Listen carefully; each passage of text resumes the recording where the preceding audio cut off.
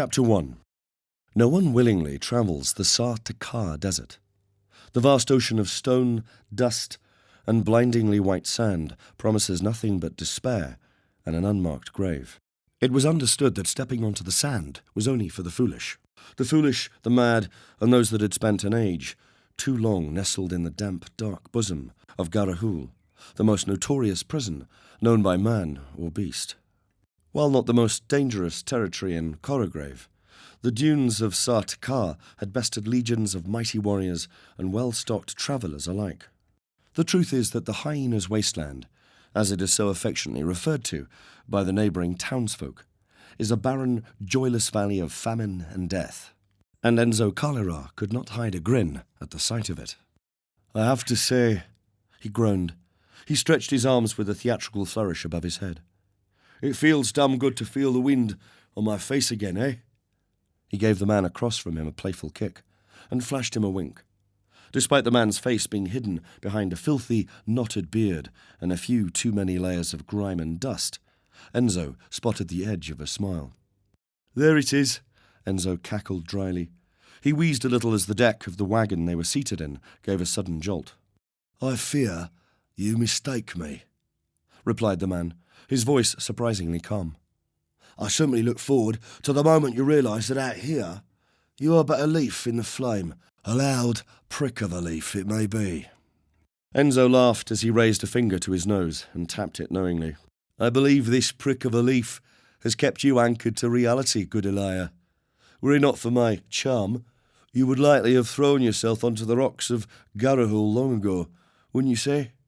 Elia gave a chesty ha before shaking his iron shackles mockingly in the younger man's direction. "I should be so lucky." "Always the optimist you are, friend," Enzo replied. He scratched at his patchy beard and winced as one of his fingernails pierced the raw flesh beneath. "What about you?" he continued, turning his head loosely to the woman beside Elia. "Tell me, you prefer the good son's kiss to those stinking prison walls?" The old woman had been watching the two men banter, her eyes wildly darting from one to the other. Her mouth, cracked and edged with scabs, hung wide open. She did not seem to hear Enzo at first, so intent she was on staring at Elia, much to his discomfort. She turned sharply when the moment's silence turned into a few and squinted through milky grey eyes. Perhaps they'd been blue once, but now it was unclear if they could see past her nose, a side effect of a lifetime spent in the dark. "Fucking cursed, motherless vole," she hissed. A spray of spit flew out from between her rotting yellow teeth, and Enzo grimaced. Yes, vole, the lot of us," he said, rolling his eyes. He turned his attention away from the woman pointedly. She had said little else on the day's ride so far, just various combinations of those four charming words: fucking, cursed, motherless, and vole. Vole, of course, referred to one of two things, depending on the tone of the person saying it to you. They could be referring to the parasitic fleshworms that had plagued the oceans of Koragrave since before the first boat set sail. These were truly vile creatures that would cling to the bow of any passing ship, wait for the cold of night, and then creep their sluggish bodies into any open cavity the vessel had to offer. They would then feed on the eyes of every poor sailor on board. Vole were easy enough to dissuade. You need only have a candle nearby. Light, you see, is the vole's foe.